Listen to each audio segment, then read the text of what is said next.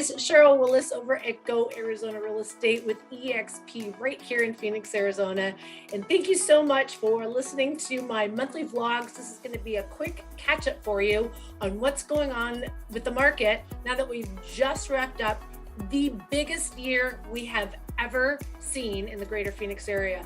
Doesn't matter what you're talking about, whether it's volume, appreciation. This last year was a record of all years. Let's take a real quick recap and see what that means.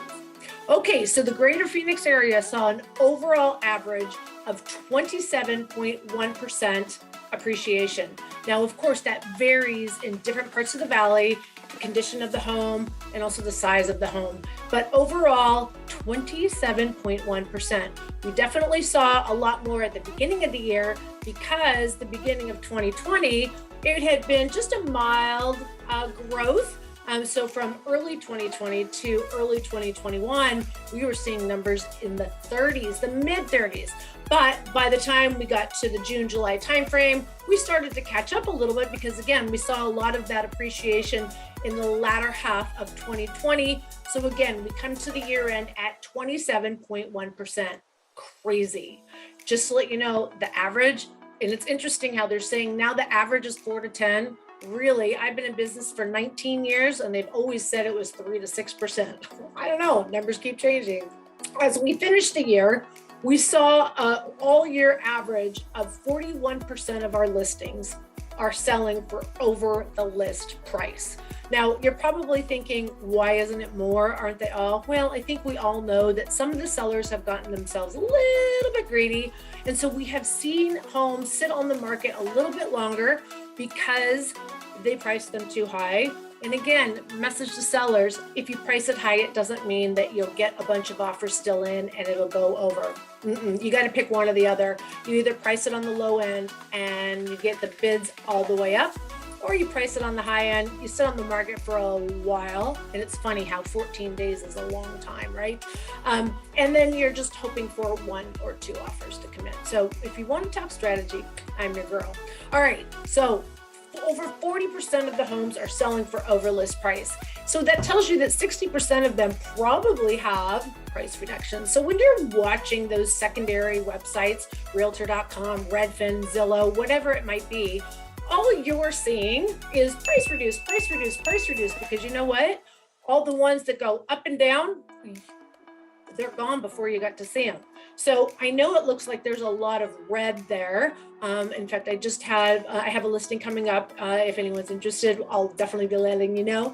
In the Queen Creek area, and the homeowner asked me, yeah, the market's not doing as good as it was earlier, was it? And I said, well, the problem is that people are just watching the secondary websites. And so all it looks like is price reduction, price reduction. But if you look at every single month, we have been appreciating on an average about 1.5%. So when you tell your realtor or my team, I'm not in a hurry, since when are you not interested in saving $5,000 to $10,000? I don't know about you, but that's a lot of money to me. All right, the median price is now in the greater Phoenix area at $430,000. Now, if you think about a home in the Chandler or Scottsdale, or even Phoenix area of $430,000, it's not much of a house.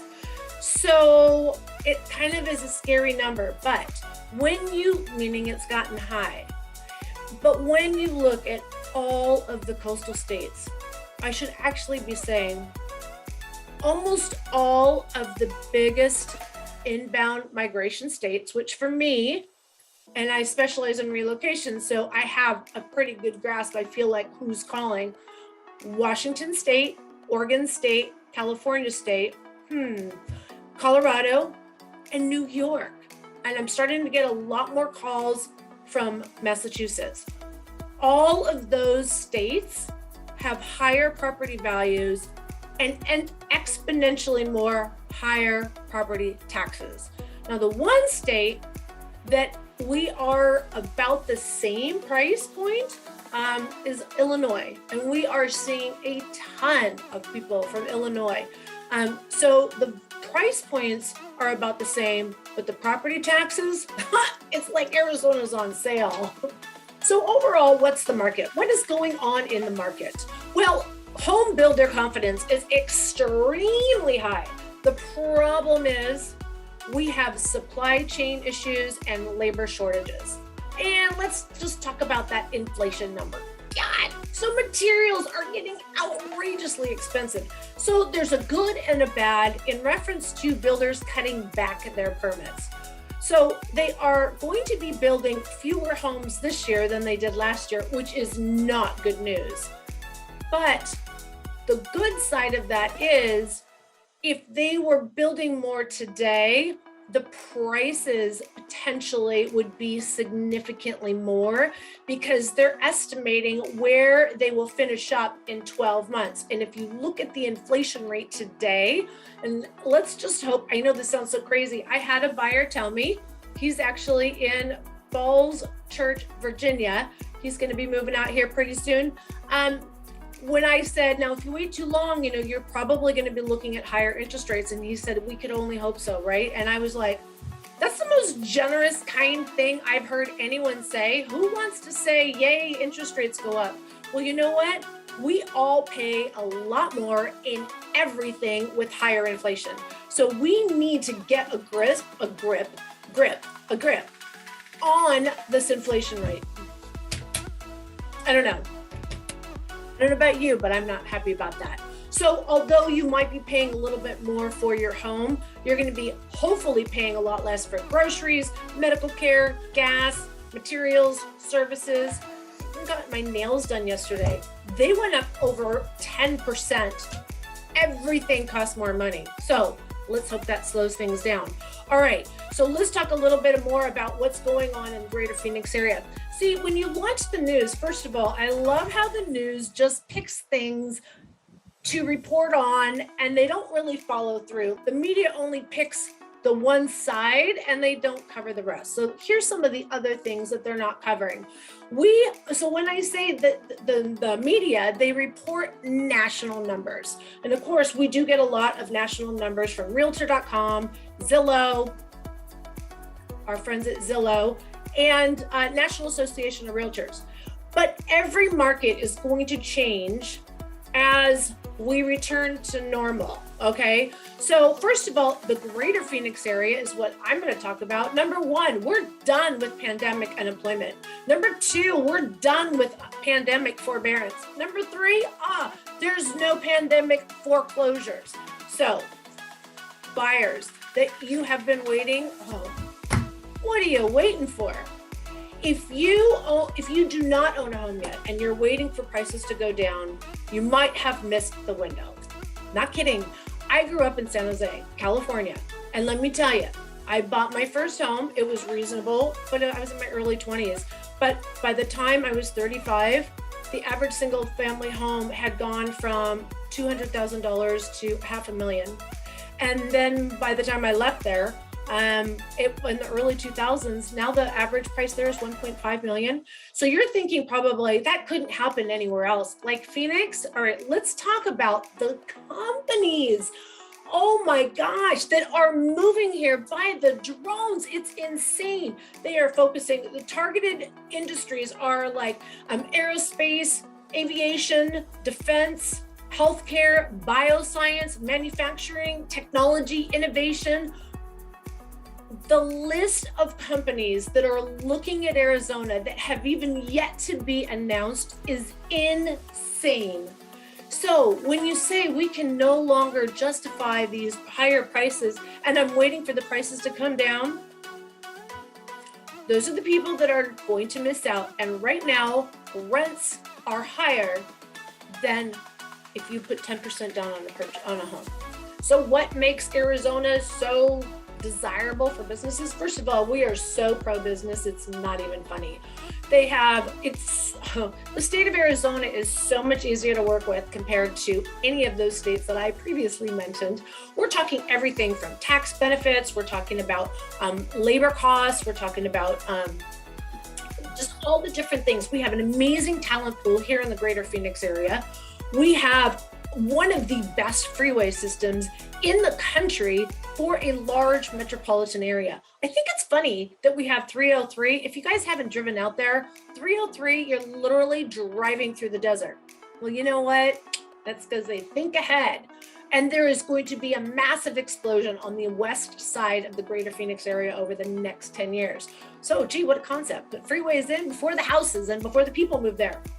Arizona, you get a Blue Ribbon Award from me right there. We also, you probably don't know this, but we have over 1,700 miles of railroad lines. So we can export, import to anywhere through the nation, actually, even down to Mexico.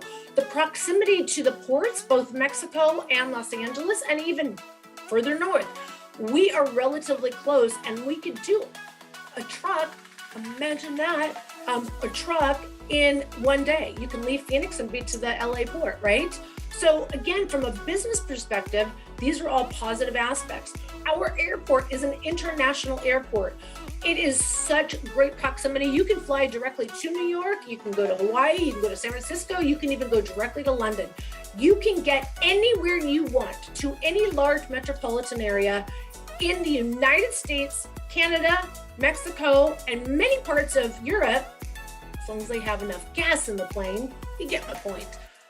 Phoenix is becoming a hotbed for every type of industry. Some other great reasons. We have dependable resources. Believe it or not, we have a dependable water supply, energy supply. We also have fiber optic excellence. And these are all things that are so important for companies. Think about it. If their servers go down because of a power outage, oh wait, I'm sorry, what is that called? The brownout in one of our favorite states. You don't have that here in the greater Phoenix area. So if you haven't heard of the term, the Great Resignation, I have received so many phone calls recently from individuals from other states that have left their employment, and they are looking for a state that allows you to make your own choices. Now, mind you, if your employer receives federal funding, that's a federal thing, right? But Arizona overall is, in my opinion, the friendliest state ever, because nobody talks politics. There's really no one side that outweighs the other. Some people are wearing masks, some people aren't. No one gives anyone a hard time about it, whether they choose to do it or not do it. I really, really love living in Arizona, especially during this time. This will continue to be a work and play destination with large city amenities, medical care, freeway, entertainment. Oh my gosh. Don't forget, we're right hopping a skip from Las Vegas and Los Angeles. We get all the same entertainment that those two big cities have, but not the price tag in Los Angeles. All right, just let you know, fair warning. I did watch Selling Sunset. It's kind of funny. It's not really like that, but maybe kind of is. All right, let's wrap it up for what does this mean for sellers? Sellers, it means you continue to have the upper hand this year. Large rentals are in high demand. If you're thinking about downsizing, this is a great opportunity to turn your current home into a rental. Rents have never been this high. They will continue to escalate as we have more people moving here who think they don't know where they should buy, and so they want to rent for the first year or so, which, by the way, you don't need a whole year to figure out if you like an area or not. Call me, we'll get you into a short-term rental so that you can figure it out, and maybe even pop around to different short-term rentals to figure out what part of the area you do want to buy in. But again, renting for a whole year, think about it. If you rent a house you don't like and they're in an area you don't like, you're stuck there for a year. That's no bueno, especially again, with prices going up, interest rates going up, you're just wasting time. Here's my message to sellers, or I should say homeowners. Homeowners, if you're not selling, you should be reinvesting in your home. Oh, but if you're selling, you should be reinvesting in your home. Here's the thing. There is going to continue to be this drive. It's a renovation boom. Plan ahead, months in advance. If you want a new pool, starts at $50,000. You're talking 9 to 12 months. Start putting that into play, maybe for next year. Get your home, maybe a new roof. now's a great time before the monsoon season hits later this year. You're going to want to get on their schedules now. New landscaping, you're going to want to get on their schedule now. They're probably, and here's a little trick, by the way. If they're available in the next 60 days, you might want to check their reviews. All good companies and contractors are pretty tied up for at least 3 months, if not longer. All right, guys, here's what you're all been waiting for, the buyer side. What does all this mean for buyers? Well, I'll tell you this. Number one, it's still a vibrant quality of life here in the greater Phoenix area. Okay, so where are buyers today? Let's take a look for those of you who keep saying, I'm waiting for the market to drop, okay, or change. Okay, so here is this chart that I love. I'm super visual. I have to see how things are in this kind of way. So I love these charts because it really gives you a better idea of what the heck is going on, where we were, where we're going, and just kind of what to expect. So at the very bottom of the screen, you can see a yellow line. That is what they call a balanced market, where it would be equal between a buyer and seller as far as price, negotiating, repairs, etc. So in order for prices to go down, we have to go down below that yellow line. Look at where we are at right now. Do you think we're getting anywhere close to that? And let me tell you, before COVID in 2019, I remember towards the end of the year, what that 180-200 index number felt like. Oh my gosh, my clients were like, what is going on? I can't get in a home. And it was like, well, we have to start getting creative. We are still ridiculously far away from any type of price declines. I shouldn't say that, not price declines, value declines. And let me tell you, because we track this on a weekly basis, we are going to see it happening, and it's not going to catch us off guard like it did during the market crash. Here's some other news articles. I mean, everyone is talking about we're going to continue to see prices increase throughout the country. I think that even areas where we're seeing the massive exodus, prices are not going down, values are not going down.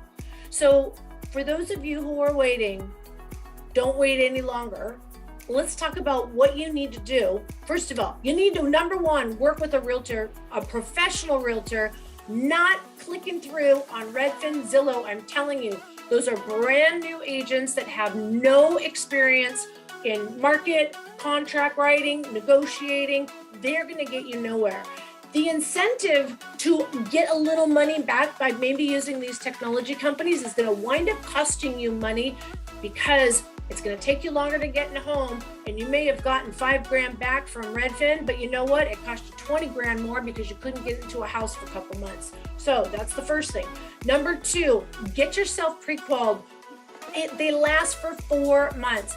Buyers that say, I'm not going to get pre-qualified until I find the house, market's not going to tolerate you right now.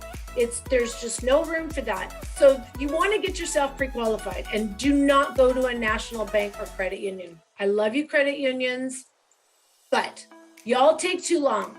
I just had a client, a financed client, who was competing against several cash offers. This was an Airbnb house. It was going to be an Airbnb house. We picked it up for, well, anyways, it was on the market for $468. We closed at $480. We didn't have to go that much over. And we beat out 2 cash offers. Using the right realtor and using the right lender, because you know why? My lender closed it in 2 weeks. Makes a difference, guys. Call me. Number 3, I'm going to give you a little insight. While you're looking online, you're wasting your time. I'm just kidding. While you're looking online, I'm going to give you a little insight on those properties that you see, that you also keep seeing that have been on the market for a long time. They are owned by Open Door, and they are owned by OfferPad. If you haven't heard of these companies, they go in, they offer the homeowner cash for their home, and because it's easy, and they have also partnered with new builds. So if you go into a new build, oh my God, that's a whole nother thing. If you want to go into a new build, call me, because I'm telling you, I'll circumvent their crazy lotteries and lines. It's insane what they're doing now. Insane. Anyways, point is that when I just looked today, I'm doing this video on a Saturday. I went on Zillow. I wanted to find all the open houses. And in this particular area, there was like 14 open houses. And you know what? 12 of them were open door and offer pad.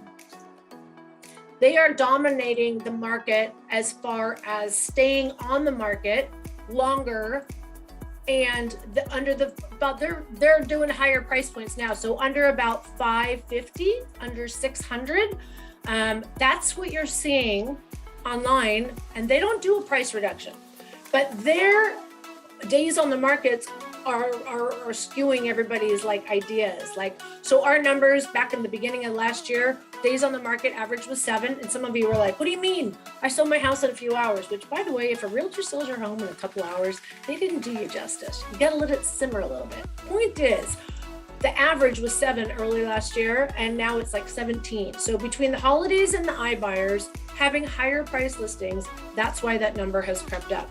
So in addition to the iBuyer, there is another monster. And when I say monster, I just mean because they're so big.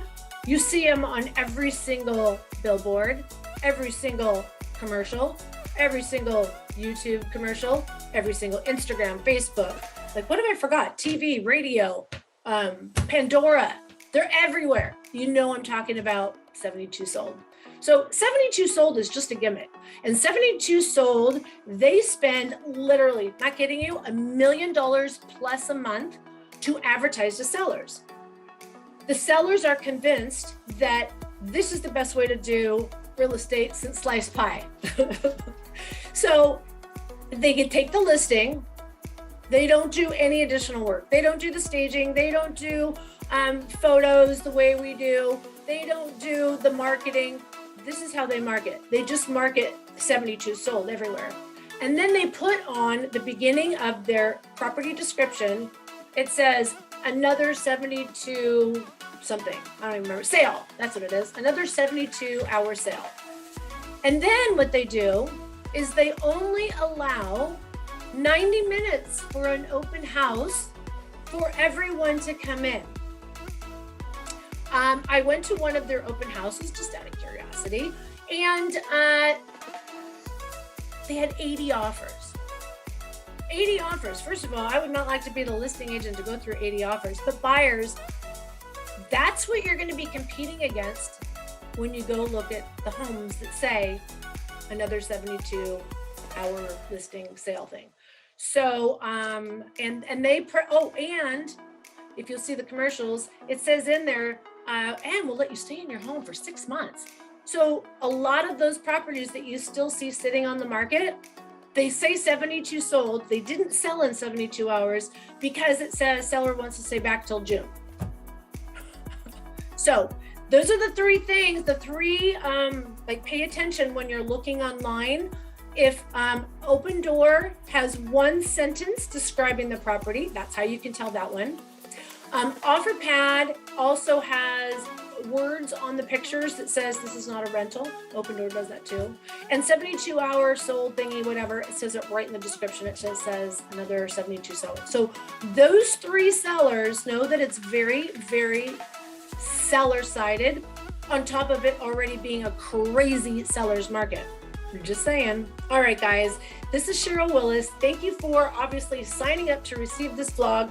If you need anything, buying, selling, renting, I don't do rentals, but if you would like some information on an area or some other resources to find a rental, I'll be glad to connect you with the right people. We are here to help you. This is all about you making the move to the greater Phoenix area. And if and when you have any other friends or relatives that are thinking of doing so, please give us a call, shoot me a text, send me an email, days, nights, weekends. We got your back. And when I say we, it's because I have an amazing team of 4. We got your back when moving to Phoenix, Arizona. Thanks again, guys. Stay there, be good, be kind, be nice, and spring training is almost upon us. I cannot wait. See y'all soon. Bye. But if you look at every single month, we have been retake that. So we need to get a grip. Arizona, I'm going to agree with you. I'm inside for 2 months, but you know what? If I wanted to go out there, this is a great screen. I don't know about you, but okay, let me try and do that again. That wasn't what's normal anymore. The Great Resignation? What's that? You know what? That's a thing. How's that a thing? What's normal? What is normal? What's normal to you?